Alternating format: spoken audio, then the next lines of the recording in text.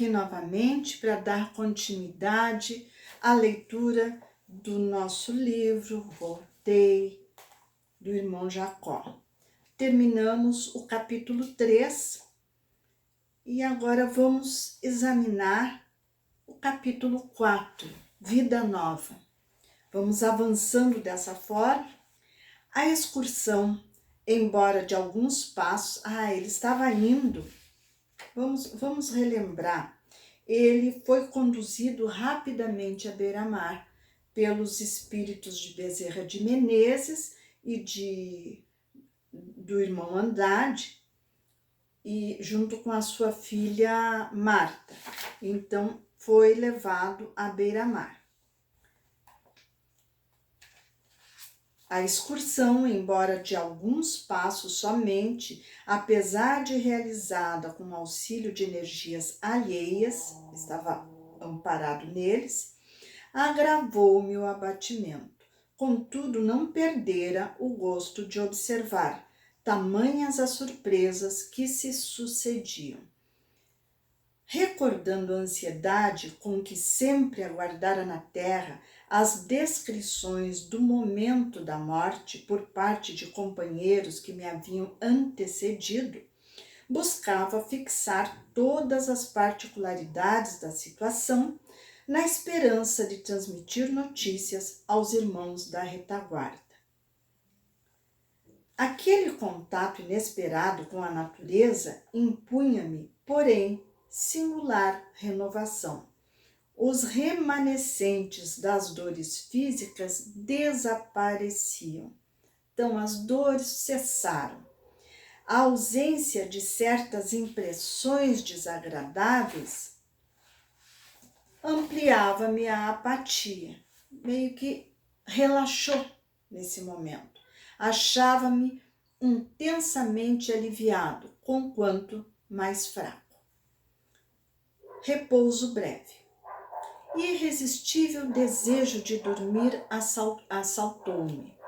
Bezerra, Andrade e Marta eram benfeitores e expressavam a vida diversa em que eu penetraria doravante. Com certeza guardariam 1000 informações preciosas que eu esperava ansioso, esperava curioso e feliz. Mas como vencer o sono, apesar-me no cérebro, ele estava com muita energia mental para perguntar, para descobrir novidades, para se inteirar das coisas da espiritualidade, mas o sono era invencível.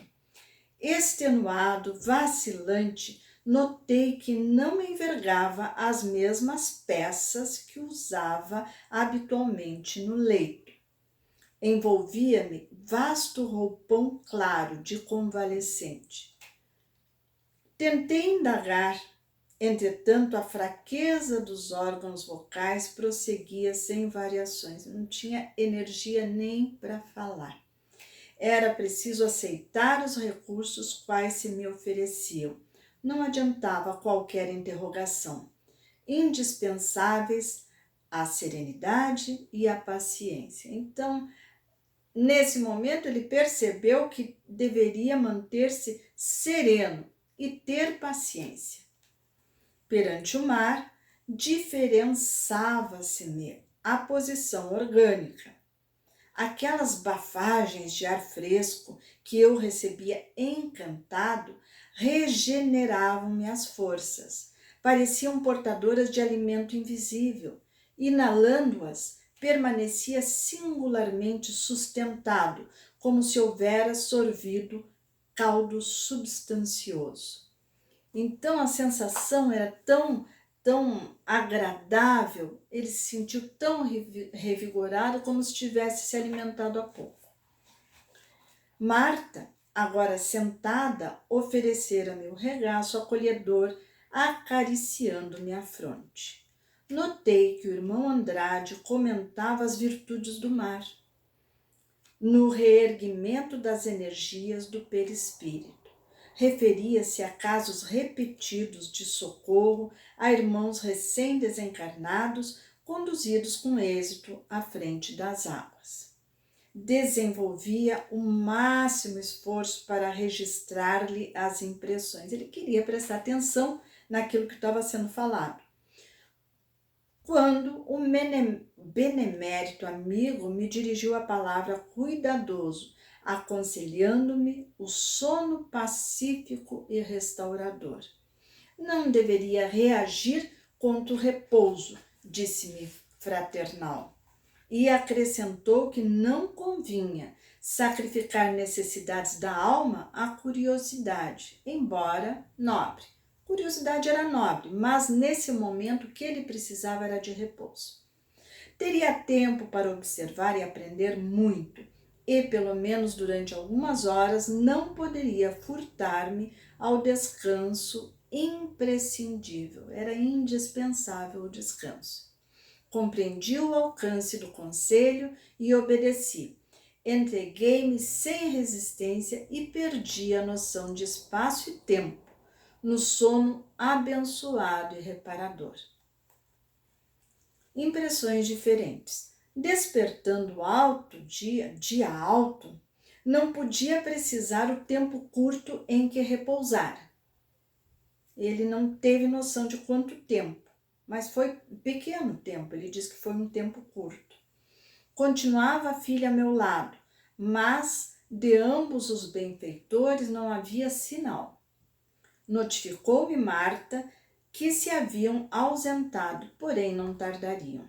Confiaram-me a ela enquanto me aquietara, contudo estariam junto de mim em breves minutos. Sentia-me outro homem, movimentei os braços e ergui-me sem dificuldade. Tentei falar e que alegria experimentei. Entendi-me com a filha querida à vontade. Já podia falar, já podia levantar. Explicou-me que eu não havia repousado quanto seria de desejar e que voltaria ao descanso na primeira oportunidade. Indagou em seguida se me achava amedrontado e, como lhe demonstrasse a firmeza de ânimo que me possuía, cientificou-me de que Bezerra, em breves minutos, cortaria os derradeiros laços que me retinham ainda, de certa forma, aos envoltórios carnais.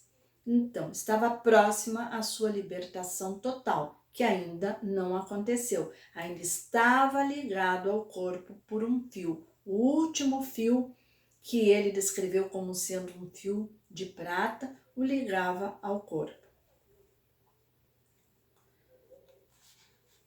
Então, a filha disse que seria cortado esse último fio, consultando-me ao mesmo tempo se me não inspiraria temor assistir de algum modo ao enterramento de meus despojos. Estaria bem para assistir, não estaria?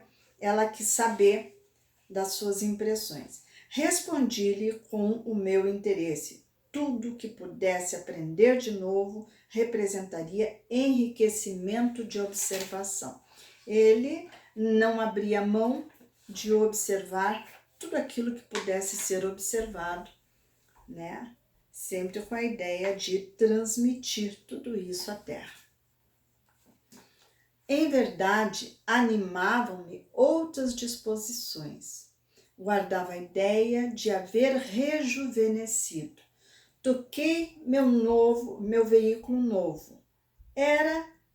Eu era o mesmo, dos pés à cabeça. Então, aparentemente, ele se sentia mesmo. Coração e pulmões funcionavam regulares. Fascinava-me, porém, acima de tudo, um novo aspecto da paisagem. Interessante aqui, este ponto é bem importante. Ele era o mesmo. Vejamos que na esfera espiritual, tantas vezes a gente repete, mas não sei se todos já meditaram a respeito. Na esfera espiritual, estamos em outro campo vibratório.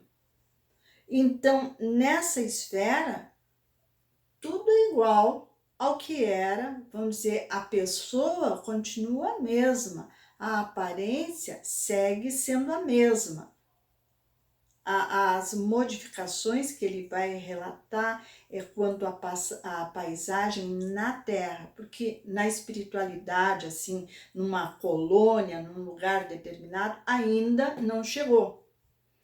Ele vai dizer quais são as suas impressões em relação à Terra do ponto de vista do desencarnado. Fascinava-me o novo aspecto da paisagem. Casas, vegetação e o próprio oceano pareciam coroados de substância colorida. Que sugestões surpreendentes em torno! A claridade solar em derredor revelava maravilhosos cambiantes, né? Havia muitas cores. A claridade solar brilhava de maneira diferente sobre as coisas que ele observava. Informou-me Marta de que, enquanto a nossa mente funciona sob determinadas condições, vemos somente alguns aspectos do mundo. São as limitações dos nossos sentidos, né? E porque eu interrogasse se todos os desencarnados se surpreendiam com as visões que me encantavam os olhos, respondeu negativamente. Muitos libertos da disciplina física, esclareceu, conservam tão fortes ligações com os interesses humanos que a visão não se lhes modifica de pronto e prosseguem vendo a Terra nas mesmas expressões em que a deixaram. Para essas pessoas muito ligadas aos interesses terrenos, ela não se dá conta de muitas sutilezas, de muitas coisas que acontecem com a libertação da limitação que os nossos órgãos físicos representam. Era prodigioso o quadro. Senti forte impulso de prosternar-me em sinal de reconhecimento à majestade divina. Tão grande leveza caracterizava agora o meu organismo que, contemplando enlevado as águas próximas, nelas adivinhei pesadíssimo elemento. Ele olhou para as águas e percebeu que eram pesadíssimas. Pensei concomitantemente, né? Ao mesmo tempo ele pensou que se tentasse, talvez conseguisse caminhar sobre as águas, sobre as ondas líquidas, aureoladas ao meu olhar de sublime coloração. Registrando-me o ânimo, a querida filha mostrou-se satisfeita. Desde o primeiro momento de nosso reencontro, Marta revelava ansiedade de ver-me tranquilo e contente. Com certeza poderia andar sobre as águas, né? Porque o peso específico de um espírito em relação ao elemento material que a água representa é completamente diferente, ele conseguiria. Surpreendido, dispunhamos-nos a deixar o abrigo a que nos refugiáramos quando percebi que me encontrava em trajes impróprios. Veja o pensamento do recém-desencarnado. Não, do recém-morto, ainda não está desencarnado. Ele verificou que aquele roupão branco que ele usava na rua, no lugar público, era impróprio. Arraigado à ideia de que seria visto por amigos encarnados, não ocultei um gesto de aborrecimento. À distância do leito, aquele roupão alvo não deixava de ser escandaloso. Ele não se sentiu confortável andando por aí com um roupão de convalescente. Marta, que me seguia as reflexões sorridente, vestia-se com apurado gosto. Vestia-se muito bem. Ia expor-lhe os receios que me assaltavam quando se adiantou, asseverando que as preocupações do momento me atestavam as melhoras. Um homem desalentado não pensa em roupa, disse alegremente. E é verdade, não é? Naquele momento ele se deu conta, só naquele momento se deu conta de que aquilo não estava bem, não se sentiu à vontade, mas depois de passado todo o sufoco que antecedeu esse momento.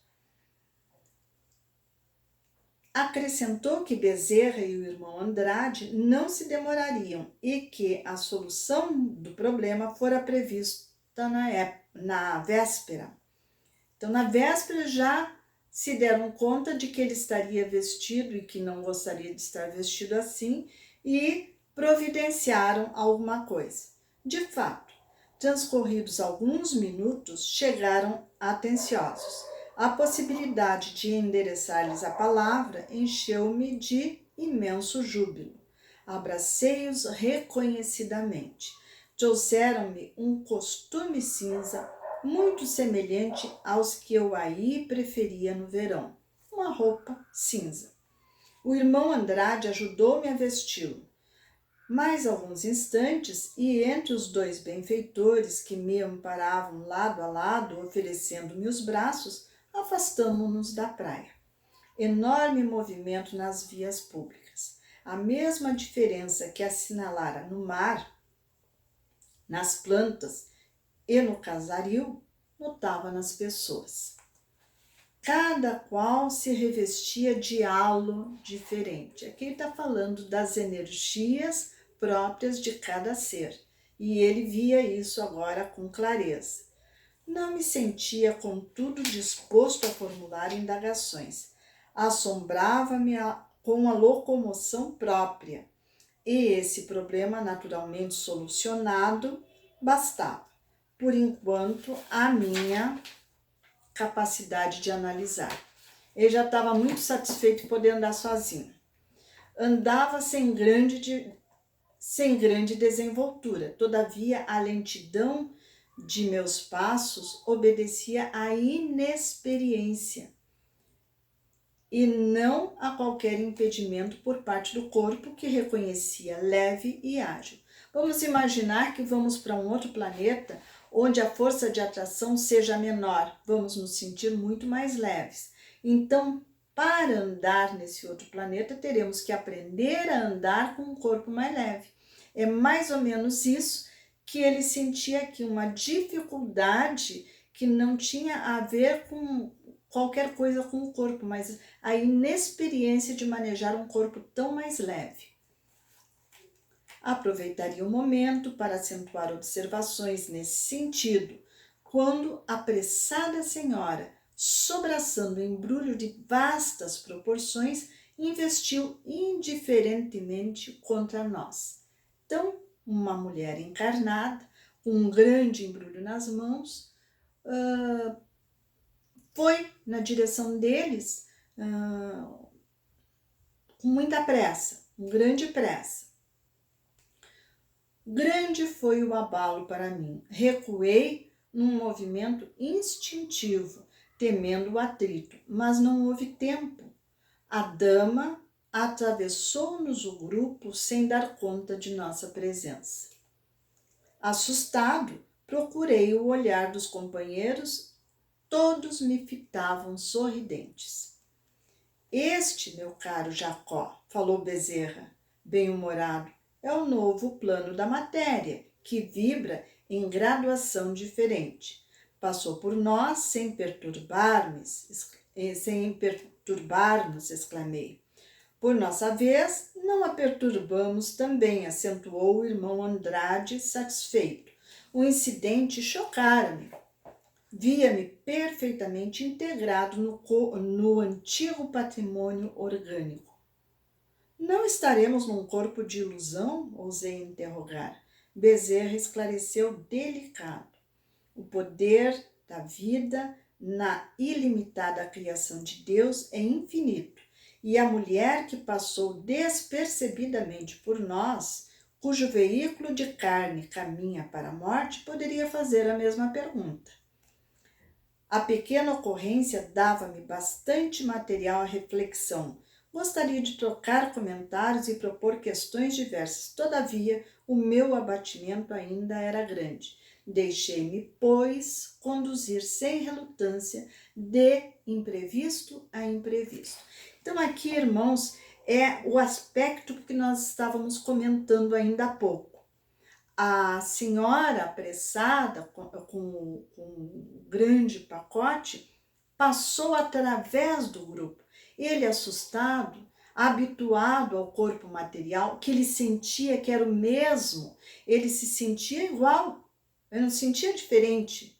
Ele não passou a se ver um ser transparente, ele não ficou diferente. E é por esse motivo que tantos espíritos não percebem que fizeram a transição da morte, eles não percebem que passaram já pela morte. Por quê? Porque tudo é igual, eles não se sentem diferentes.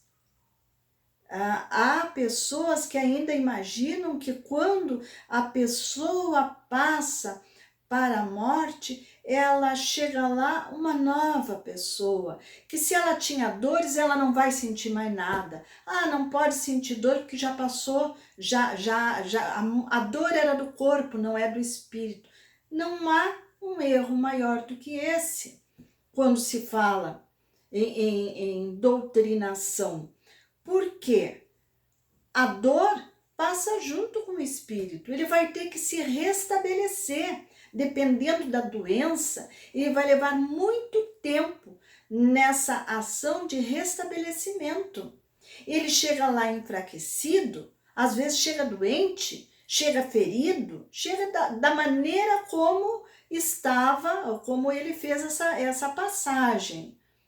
Então, a dor para ele é presente, é palpável. Ele está ferido, ele está doente, ele está sentindo as dores que ele relata efetivamente. E ele aqui, se sentindo ainda com o mesmo corpo, ele tentou se afastar da senhora, mas ela passou por eles e passou através deles. Então, a diferença, a graduação de vibrações, ela faz com que a vibração, elas podem se interpenetrar sem qualquer prejuízo. Nós passamos nós ficamos numa situação, no mundo físico, ficamos numa vibração e o mundo espiritual em outra vibração. E eles podem passar um através do outro sem qualquer prejuízo. No entanto, aqui nós somos sólidos uns para os outros. E lá eles também são sólidos uns para os outros. Mas quando as duas vibrações se juntam, há essa diferença, porque estão num momento, num plano vibracional diferente. Isso é importante, porque ainda vemos alguns irmãos que ainda se enganam com relação a isso. Acham que não, que quando tu passa para o mundo espiritual, tudo acabou. Na realidade, tudo continua. De retorno à casa. Grande movimentação de gente se fizera em volta do lar, onde meus olhos de carne se haviam cerrado para sempre. Natural atração me impulsionava a entrar precipitadamente. Então ele sentiu uma atração incrível. O campo doméstico reclamava-me o espírito qual poderoso ímã. Ele foi atraído.